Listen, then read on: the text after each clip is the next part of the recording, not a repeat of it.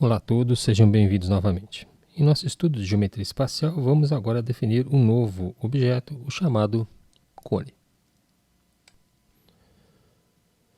Para isso, vamos considerar um plano alfa, uma região circular R nesse plano e um ponto P não pertencente ao plano alfa. A reunião de todos os elementos que ligam cada ponto de R ao ponto P é um sólido chamado cone circular. A superfície do cone é formada por uma parte plana, a região circular, que é sua base, e uma parte não plana, que é sua superfície lateral. Um elemento particularmente importante do cone é o chamado eixo. O eixo do cone é o segmento de reta que liga o vértice ao centro da base. Se esse eixo é perpendicular à base, o cone é denominado cone reto. Caso contrário, nós teremos um cone chamado oblíquo. Qualquer que seja o cone reto ou oblíquo, a altura desse cone é o segmento de reta perpendicular traçado do vértice ao plano da base. Para um cone reto, a medida da altura e do eixo deste cone coincidem, têm mesmo valor. Também para um cone reto, cada segmento que une o vértice a um ponto da circunferência da base é chamado geratriz deste cone. Um cone reto pode ser obtido girando-se uma região triangular, cujo contorno é o triângulo retângulo, em torno de uma reta que contém um dos catetos desse triângulo. Assim, a rotação de 360 graus ao redor deste cateto vai nos dar uma superfície exatamente chamada cone de revolução. Uma seção transversal é a intersecção deste cone com um plano paralelo à sua base. E observamos que essa seção transversal é um círculo. Também podemos seccionar o cone por um plano que contém o seu eixo. Nesse caso, a seção é chamada seção meridiana.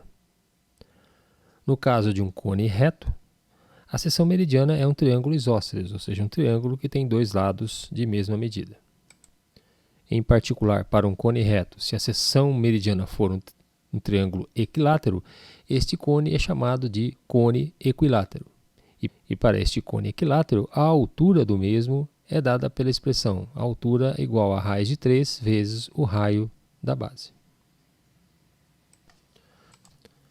Para um cone reto, podemos planificar o mesmo, ou seja, exibir num único plano todos os seus elementos. A base, um círculo de raio R, e a sua superfície lateral, um setor circular de raio bem determinado. Observamos que para um cone reto, a geratriz, a altura e o raio da base têm uma relação bem definida a partir do teorema de Pitágoras.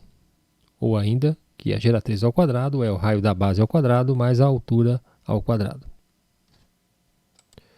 Por ser um círculo de raio R, a área da base é simplesmente dada por πr ao quadrado, sendo r o raio da base. Vamos agora determinar a área da superfície lateral deste cone. Note que nós podemos considerar o setor circular determinado por essa superfície lateral do cone como parte ou uma fração ou uma parcela de uma circunferência maior de raio R, onde esse raio R é exatamente a medida da geratriz deste cone. Em primeiro lugar, determinamos a medida deste ângulo central determinado por esse setor circular, em radianos.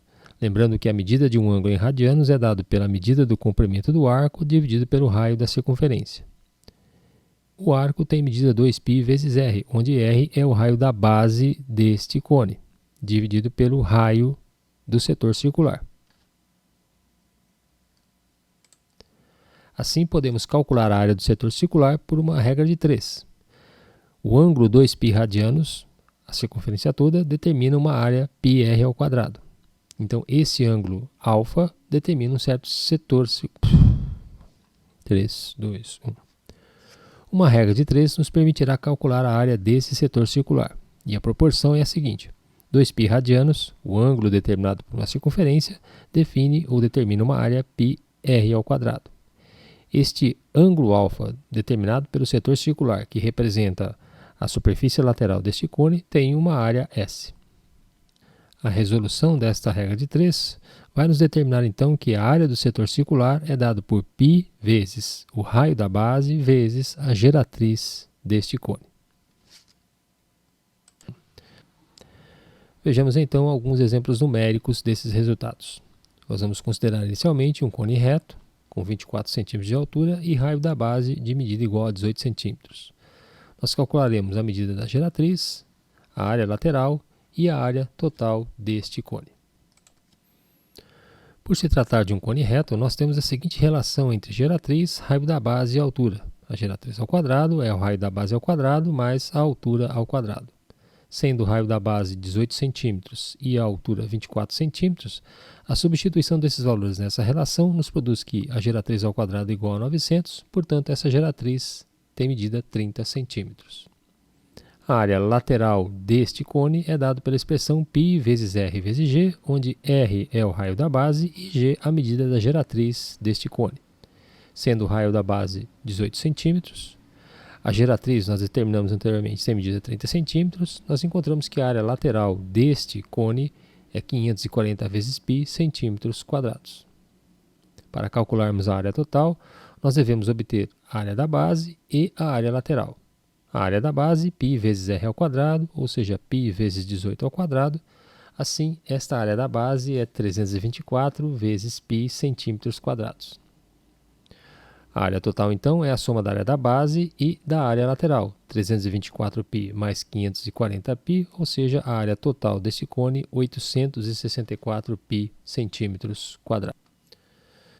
Seja agora um cone reto, equilátero, cuja geratriz mede 4 centímetros. Como determinaremos a altura e o raio da base desse cone, bem como a sua área total. Por esse cone ser equilátero, a seção meridiana é um triângulo equilátero, ou seja, a geratriz tem medida exatamente igual ao diâmetro da base.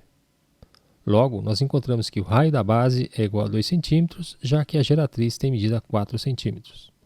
Sendo a geratriz de medida 4 cm, e consequentemente o raio da base, nesse caso, igual a 2 cm, nós podemos calcular a altura desse cone pela expressão g² igual a r² mais h², ou seja, 4 ao quadrado é igual a 2 ao quadrado mais h ao quadrado, de onde nós encontramos que h ao quadrado é 16 menos 4, ou seja, h ao quadrado igual a 12, o que nos leva ao seguinte valor: a altura é 2 raiz de 3 centímetros.